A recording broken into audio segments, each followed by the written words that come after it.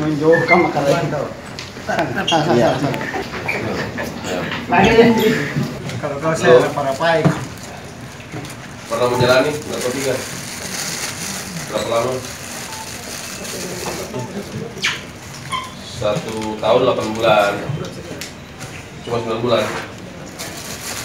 2017.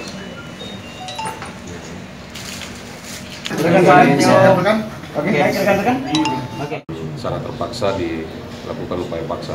Pelaku ini merupakan iya, pelaku ini merupakan residivis, pernah ditangkap tahun 2016 dan mendapatkan vonis 1 tahun 8 bulan, namun dia telah menjalani hanya 9 bulan mendapat pembebasan bersyarat.